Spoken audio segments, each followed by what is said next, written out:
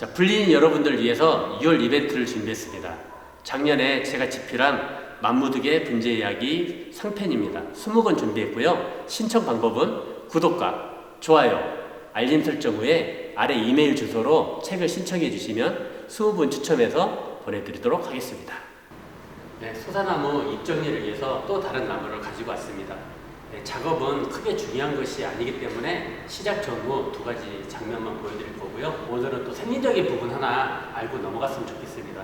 지금 우리가 잎을 정리하는 시기이기 때문에 이 잎에 대해서 조금은 알고 가야 되지 않을까라는 생각이 듭니다. 왜냐하면 이 잎의 역할이 나무의 생장에 굉장히 많은 부분을 차지하기 때문에 이 잎이 어떻게 작용하는지를 모르고 분재를 만진다는 것은 어떻게 보면 약간 조금 어려운 부분인 것 같아요. 약간 좀 딱딱한 부분이라도 한번 들으시면 어느 정도 이해가 되시기 때문에 숙지하시고 분재를 만진다면은 이 내용을 모르고 만지는 것보다는 분명히 도움이 될 거라고 생각합니다. 소사나무 잎을 한번 보고 가겠습니다. 보시는 것 같이 소사나무 잎에는 주맥이 흘러가고요. 그 옆으로는 측맥, 그리고 자세히 보시면 그 안쪽으로 거미줄 같이 미세한 세맥들이 굉장히 복잡하게 얽혀 있습니다. 그리고 맨 끝에는 가지와 연결되는 잎자루가 달려 있어요. 이게 소사나무의 기본 구조입니다. 우리가 좀 더 자세히 들여다보면은 이 소사나무의 뒷면에는 약 10만 개 이상의 기공이 존재합니다. 이 기공을 통해서 광합성 작용을 하는데 이 기공이 열리게 되면은 햇볕이 햇볕에 의해서 광합성을 받으면서 여기가 열기가 뜨거워져요. 그래서 잎에서 그 열기에 화상을 입지 않도록 물이 분사가 되는데 그 물은 뿌리 쪽에서 끌어올려서 이 10만 개가 넘는 기공에 모두 다 뿌려집니다. 즉 기공마다 물관이 다 연결되어 있어서 모두 다 이게 화상을 입지 않도록 스프링클러 같은 역할을 해줍니다. 그렇기 때문에 이 잎 하나에 얼마나 복잡한 메커니즘이 존재하는지 한번 상상을 한번 해보셔야 돼요.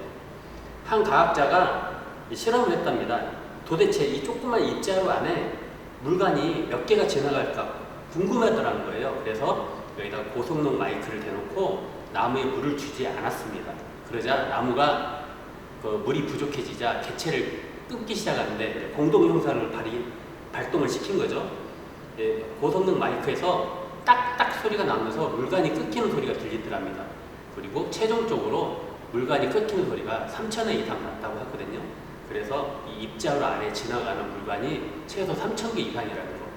그렇게 많은 물관들이 이 잎 전체의 기공에 연결되어 있어서 물을 수송해 준다는 거. 또 영양분도 뿌리 쪽으로 보내기도 하고 뿌리 쪽에서 물을 또 보내기도 하는 굉장히 복잡한 관로를 지니고 있습니다. 간단한 것 같지만 간단하지가 않죠.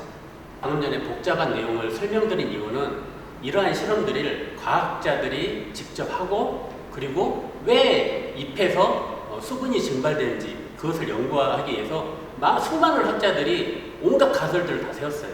그 중에 가장 강력한 가설이 잎이 타지 않게 해서 수분을 증발시키는 게 잎이 소진되는 원리라고 그렇게 이야기하는데 전 세계적으로 아마 이게 가장 근사치에 가까운 답일 겁니다. 하지만은 정답이 아니에요.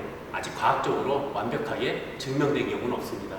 이렇게 세계적인 석학들이 수만 명이 달려들어서 연구를 해도 아직 식물 분야는 미지 분야가 굉장히 많습니다. 그렇기 때문에 우리가 분재라는 장난에서 식물을 만질 때 이것은 A는 B다. 이것은 무조건 맞아라고 생각하시면 안 돼요. 왜냐하면 그거는 우리의 생각일 뿐이지 나무의 작용과는 틀린 경우가 굉장히 많습니다. 저도 분재 공부를 하면서 이거는 맞는 거야 했는데 결국 공부하다 보니까 뒤집히는 경우가 다반사예요. 그래서 결정을 했습니다. 그 어느 것도 맞는다고 생각하지 않겠다. 언제든지 변할 수 있다. 그렇게 항상 마음가짐을 가지고 있어야 이 나무가 새로운 사실을 알았을 때 우리가 고정관념을 버리고 새로운 지식들을 쉽게 습득해서 더 발전될 수 있는 겁니다. 절대 하나의 현상에 대해서 이게 절대 맞다고 이렇게 결심하시면 안 됩니다. 잎 이야기를 했는데요. 잎 이야기를 하다 보니까 또 뿌리 이야기를 안 할 수가 없습니다. 왜냐하면 잎과 뿌리는 떼어내야 뗄 수가 없는 관계이기 때문에 잎 하나로 모든 현상을 말할 수가 없습니다. 우리가 이제 흔히 아는 지식 중에 가끔 잘못 알고 있는 지식들이 있어요. 뿌리가 물을 빨아 올린다.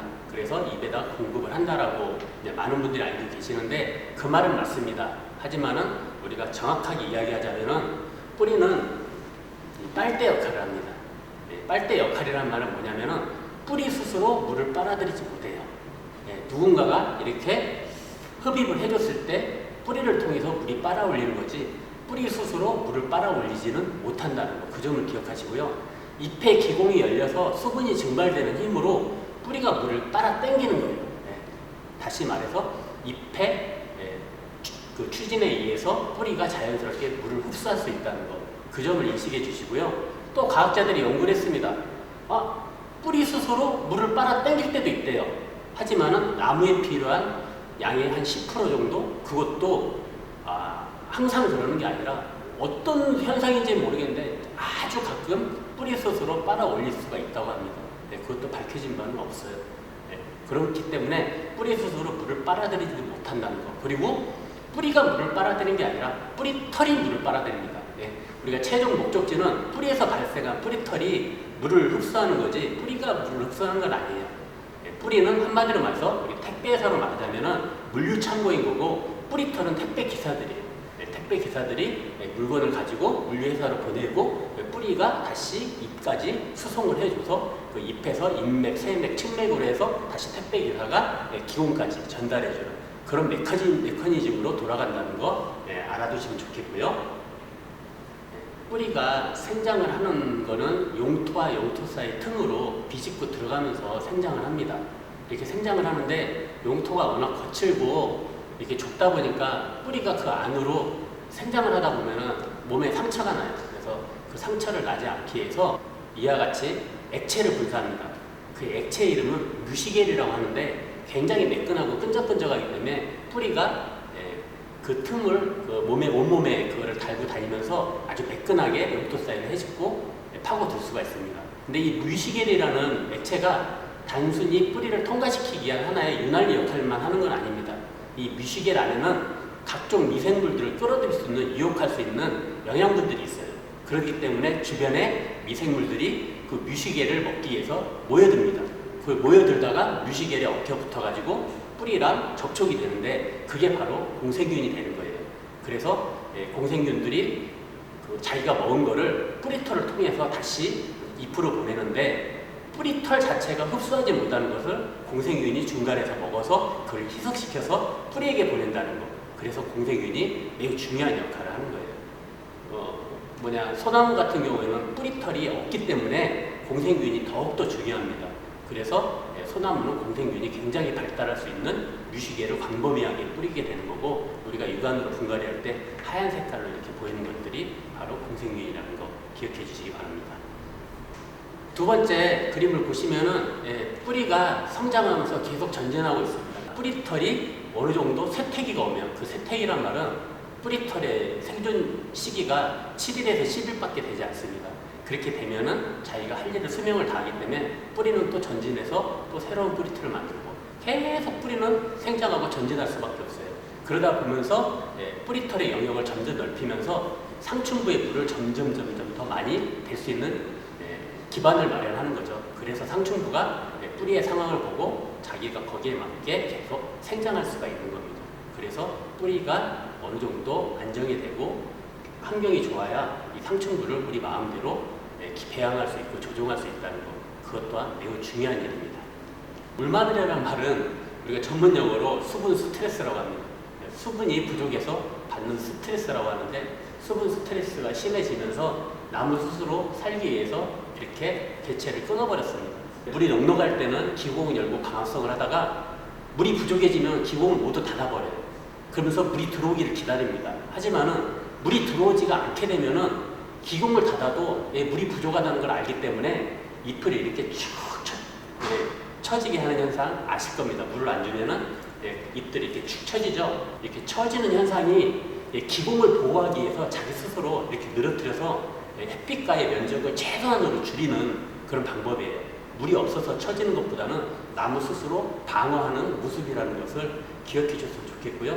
이런 상태에서도 물이 안 들어가면은 나무는 어쩔 수 없이 공동현상을 일으키는데 그 첫 번째 공동현상이 잎을 떨어뜨리는 겁니다. 그리고 나서도 계속 물이 부족하면은 가지를 절단하기 시작하는 거죠.